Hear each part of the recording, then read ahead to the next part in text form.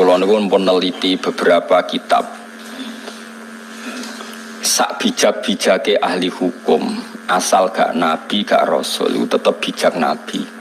Senajan to cara zahir nabi rasul itu penuh dengan ketegangan. Nggih saulang lagi penuh dengan apa? Ketegangan. Misalnya contoh gampang ngeten. Kowe nak kepen resiko iku ya aja wayo.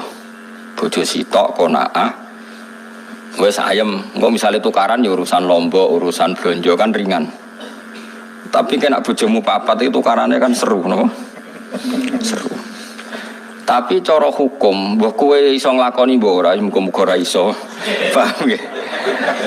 Kowe kudu tetep yakin sing bojone papat mbek sing siji ku afdol papat. Piye mau? Cara hukum nulung wong wedok sitok iku apik, mestine nulung papat iku luwih apik. Nah kecuali kenyataannya nerlantar wong sitok elek apa meneh nerlantarno papat. Lah iku tapi kowe kudu sadar, sesadar saja. Karena hanya dengan cara ini kita ngakui Rasulullah itu lebih baik ketimbang kita. Rasulullah itu garwane songo. Nabi Sulaiman itu kabari Rohen. Sewu. Rohen tahu takok berarti setahun ketemu pisan.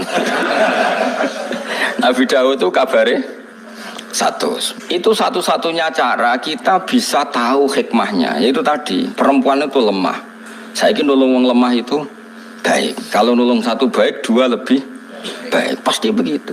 Nulung tok demenan arah dirabi. Solusi nih dirabi. Kalau kita nulung tok rodayu mesti efeknya. Wis demenan kok angel temen ngerang no.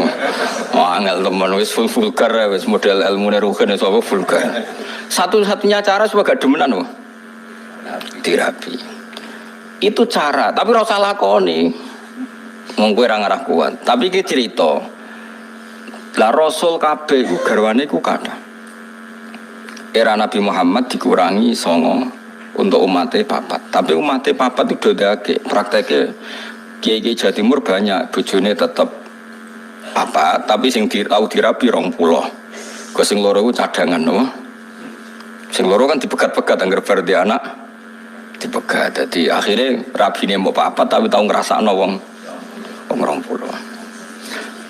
Tapi ora sandekan, kok nak sandekan masalah dalam fikih. Nah, apapun ndak cocok kita, apapun beda kita, tetap kowe kudu ngakon. Jajal sampean delok sejarah Wali Songo. Sunan Bonang ibene Kalijogo, kok Kalijogo ibene kan silang-silang mergo Joko Tingkir mantune iki kok silang-silang kabeh. Paham ya? Nah itu Rasul, saya ulang lagi itu Rasul. Jadi Rasul itu orang yang berani ngambil sikap resiko, meskipun itu ahli hikmah gak wani, tapi nak Rasul itu wani. Tapi ahli hikmah gak wani, cara sinten Luqman Hakim gak duwe nyali ngono gak duwe, tapi Nabi Dawud wani. Berarti Rasul be wong saleh dhuwur dia ora tingkatane tetep dhuwur Rasul. Itu tadi karena wani ngambil apa? Resiko. Itu kalau kita ndak punya nyali. Dan ini penting kalau terangno, paling enggak kowe ra janggal kena apa Rasulullah, para nabi ku berpoligami. Kowe ra iso nglakoni la aja terus janggal, kafir kena janggal. Kulo nu gak ada pengalaman buruk sekali secara intelektual, tapi saya alhamdulillah menangi pengalaman itu. Jadi dulu itu ketika ada seorang kiai terus jatuh karena dia kiai nasional dan dibully di media massa itu dikira karena poligaminya.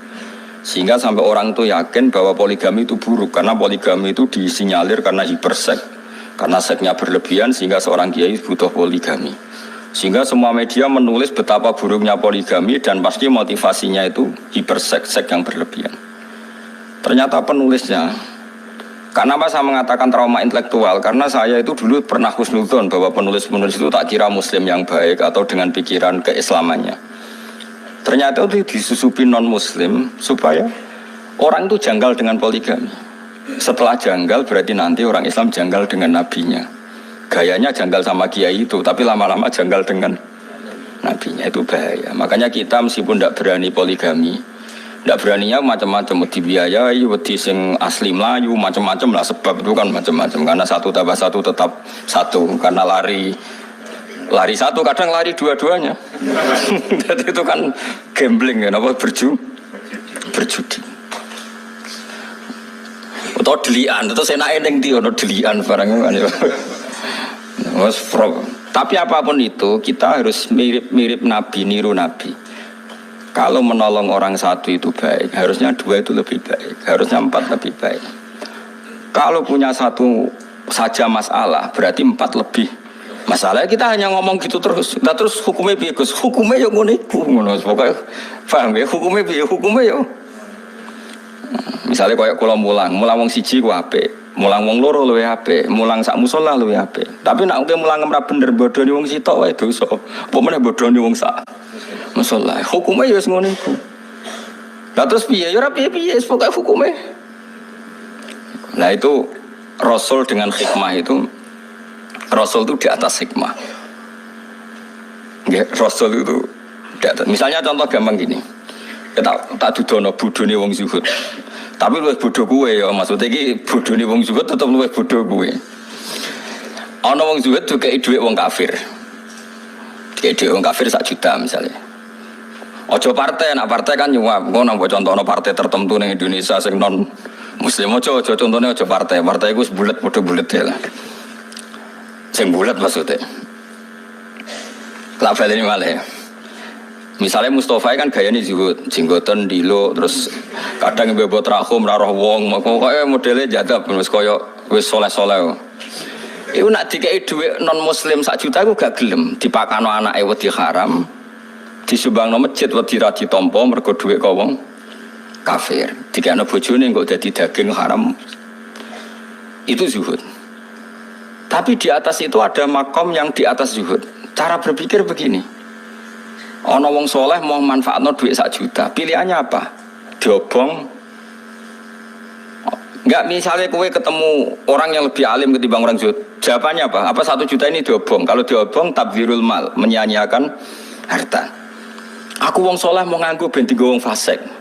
Wong fasik pe demenan ra iso mergo ra duwe dhuwit, gara-gara pokoke 1 juta ndek alat demenan.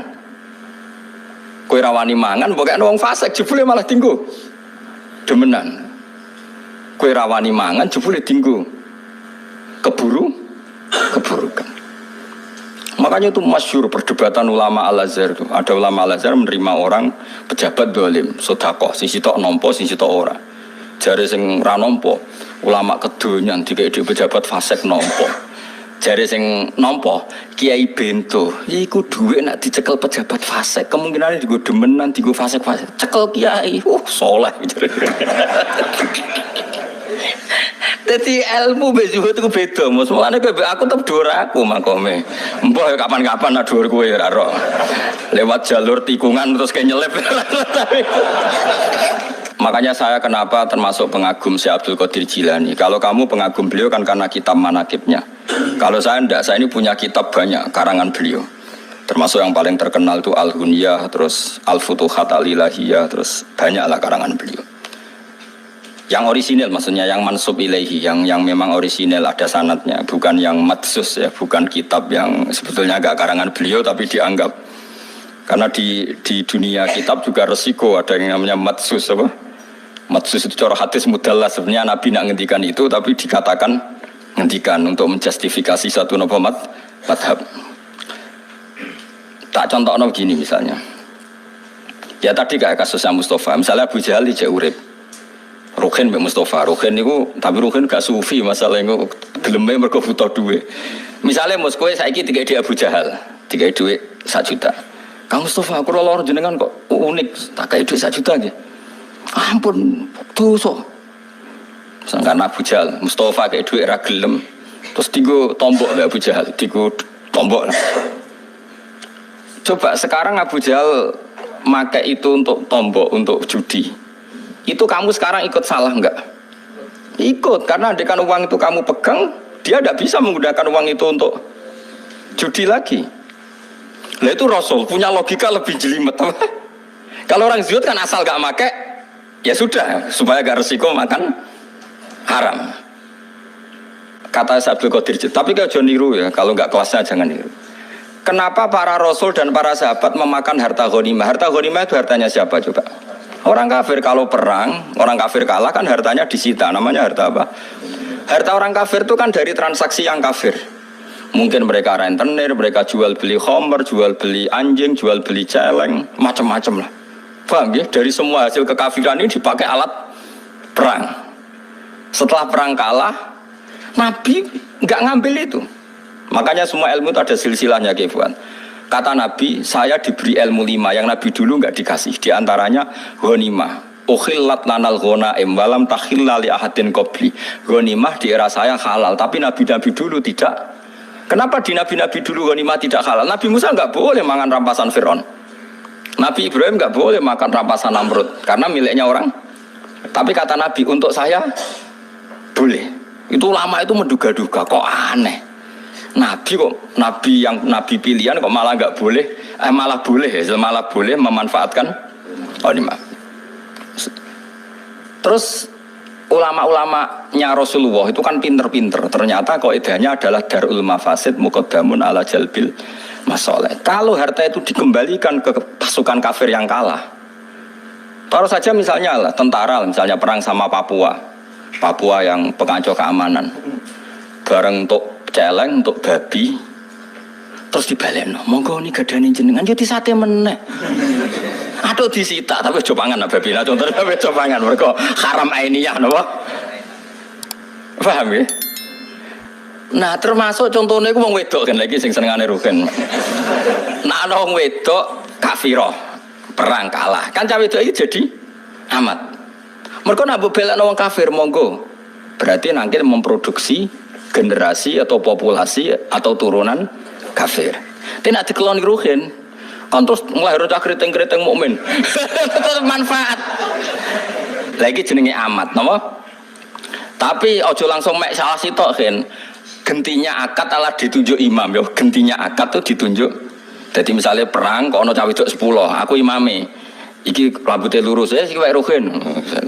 Sing gaul telanan sini kowe Mustafa dari tak silang-silang ben kuwapuk ngrumat cah gaul ben bangkrut. Jadi ora kok langsung mek sitok halal, harus ditentukan imam. Lah penentuan imam nanti mengganti apa? Akad. Tentu secara psikologi modern kita janggal bagaimana Nabi menghalalkan ghanimah atau perempuan yang kalah di perang. Orang perempuan yang terus ning Jakarta mbok cekeli mboten yang kalah dalam medan perang. Logikanya tadi perempuan itu kan alat produksi. Kalau dikeloni rugen tetap bae mukmin, senajan to mbawa weling-weling tapi tetap mukmin. Skruiten pelayan tetap nang musala wong bapake merbot musola. Tapi nak dikeloni wong kafir ya nanti produksi. Sekarang pilihannya, pertanyaannya adalah menghalalkan ghanimah untuk Nabi Muhammad dengan mengharamkan era Nabi Musa. Kualitas ilmunya bagus mana coba? Dengan penjelasan seperti itu, paham ya? Halal ghanimah dimanfaatno sahabat atau zaman Nabi dimanfaatno Nabi, ambek diharamno zaman Nabi Ibrahim, kualitas haram be halal wae endi? Apa halal? Mergo halal plus darul mafasid. Saiki misalnya aku digarong penjahat, contoh gampang aku digarong penjahat, tentu penjahat garong aku nggawa senjata. Bareng tak taklukno, berhubung aku zuhud kok Mustafa, monggo gadane jenengan beto wangsul. Ya digo jahat meneh blok goblok, paham nggih? Harus saya sita. Berhubung saya ini TNI atau Polri, nanti senjata ini untuk penguatan NKRI harga mati. Ngono maksud paham ya? Timbang kembali ke gerakan Papua Merdeka. Ora iso terus Mustafa Pepe khusyuk. Mboten haram niku haram. Terus bawa ana Sulam Taufik ora ono. Sulam Taufik yo ngalim sembrono, tetep ora koyo kowe mazhabe. Paham tak maksud? Artinya gini ya, orang soleh itu ndak akan menandingi ilmunya para nabi, para rasul. Karena ilmu nabi rasul itu lebih akurat. Meskipun cara zahir nyaman yang soleh. Berhubung dunia subhat atau moh. Paham ya? Tapi kayak jo niru, nak soleh ngene iki sadok niru Mustafa, tetap kula lah setuju. Kula misalnya nyuwun sewu ana wong kafir nyumbang kula 1 juta, saya tetap milih nolak. Tapi saya secara ilmu tetap bilang menerima itu lebih baik, karena dengan saya sita uang 1 juta itu kalau dia berzina ya tidak dipakai zina lagi. Tapi dengan saya kembalikan kan kalau dia berzina dipakai. Kalau dia penyumbang gereja dipakai nyumbang. Dengan kamu terima kan kayak penyitaan, no? Kowe paham tenan to, Ram? Dene gak ikhlas be ilmu ini aku yakin. Sing khusuk-khusuk ning kene karepe be ilmu iki gak ikhlas. Tapi kudu mbok tampa iki ilmu cocok ra cocok kudu mbok tampa. Wes saiki jawab kan, wae ora wae apa iki? Apa wayo? Wes paham berarti deh.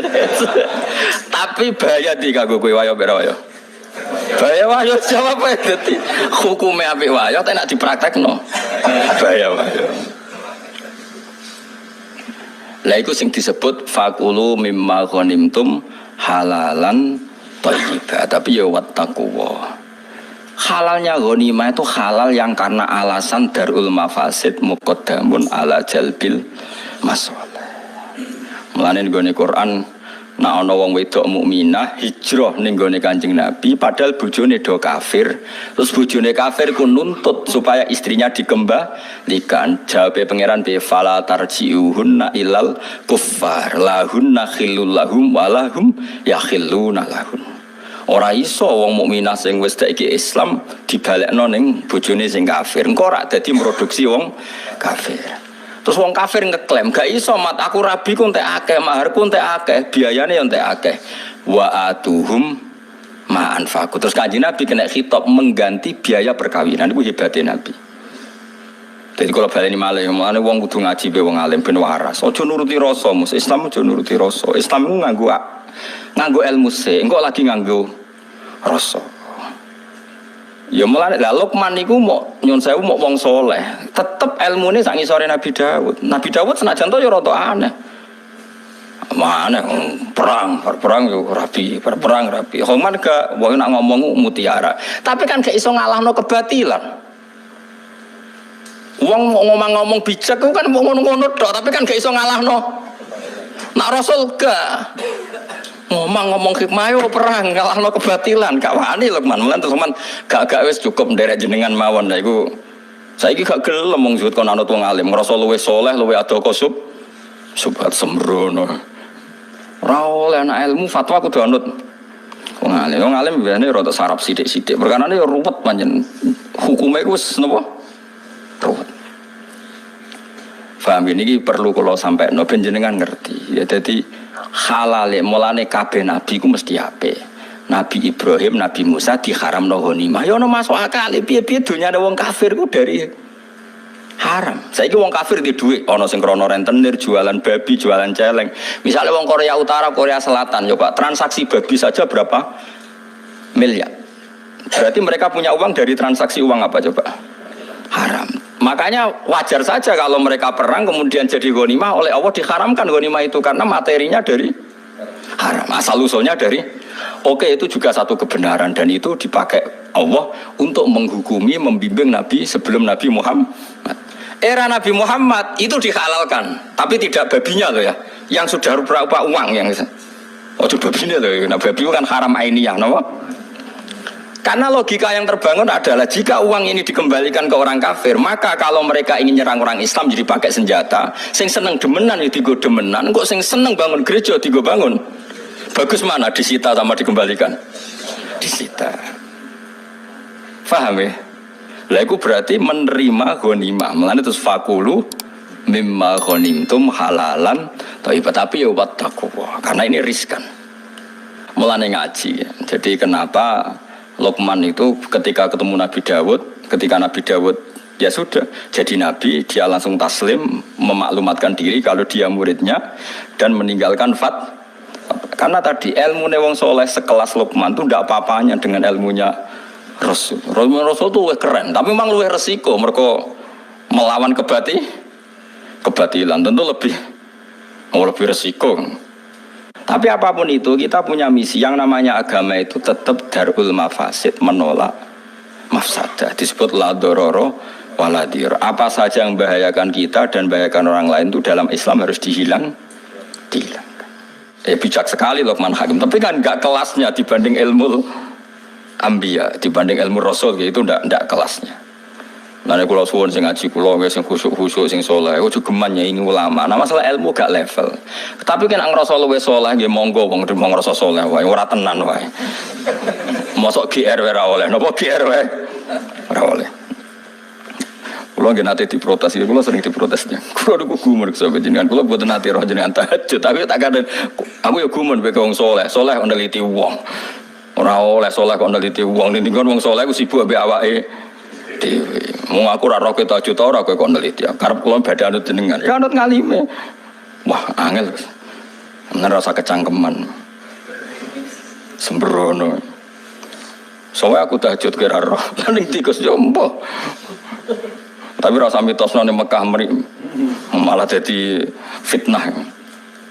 Jadi eling-eling kula suwun sanget nggih. Pokoke ngaji niku nak ilmu iku anut para nabi. Mulane Rasul ku rata-rata wayo. Mergo nak cara logika mau nulung wong sitok wae apik. Lah saiki nulung wong papat luwe apik. Tapi nek gak adil, kafir ge bayangno Rasul kok gak adil. Lah soal kowe gak niru, aku ora mungkin adil, ora bakat adil.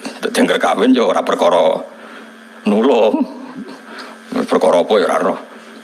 Tapi akal kita cukup tahu bahwa potensi poligami tetap lebih baik ketimbang yang enggak poligami dalam konteks Rasul. Setidaknya gue gak janggal, sampai Nabi gue gak. Itu penting, curang penting sekali daripada anut tulisannya para LSM. Orang nikah itu poligami pasti karena seks yang berlebihan. Terus gue nulis itu atau ngaji aku, atau ngaji ulama, terus nuduh Rasul poligami itu mergo hiper sekafir gue kayak orang Barat, kelakuan kok ngono, utek kok elek ngono. Paham, mulane kula nerangno emosi perkara ini kamu harus tahu wis ora iso nglakoni lah, tapi kamu tahu logika ilmunya tahu. Paham ya? Paham juga maksud. Dengan demikian terus kowe roh nabi wayah wah apik tenan, nulung wong situ apik menen wong kena dinut tenan. Kena dinut apike, tapi praktekno aja kan gak kuat. Praktekno tuntas yakin. Saraku kanca-kancaku sing wayah iku ya bar do sampet. Kalau di konco lemu, bareng wayah kuru, tak takoki. Angger saya takoki, angger orang diet, piye carane diet kuru? Wayo, jamin kuru. Wong itu wakrab ya kula. Dhisik lemu, bareng wayah langsung kuru. Padahal bojo keduane wayu. Gara-gara iku dhisik iku ya apik bedene. Bareng dene wayah mulai berontak. Dhisik sopan wong jenenge rong dirabi. Berontak termasuk berontak iku pas anake cilik iku wayahe nyusui, nek wis mutung gak gelem nyusui. Bingung deh. Nyentak iku bojo anyar ra disentak ra gelem nyusui. Anake disusui sapi mosok nasabe mbek sapi. Bingung lho terus kuru. Nganti saiki kuru. Ngerti sing nganti saiki guyon takoki diet iku yo. Wah yo terus.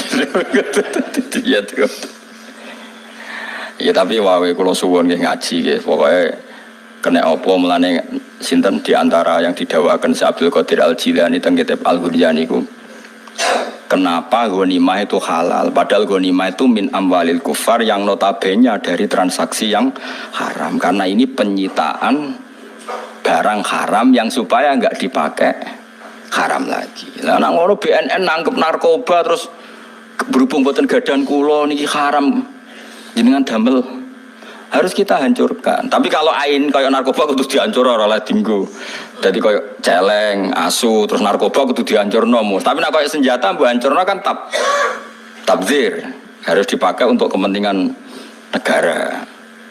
Pokoknya walhasil itu kudu ono penyitaan ya, kudu ono apa? Kalau masih bisa digunakan secara halal digunakan, kalau enggak ya dihancurkan. Misalnya kayak narkoba ya tentu pilihannya dihancurkan.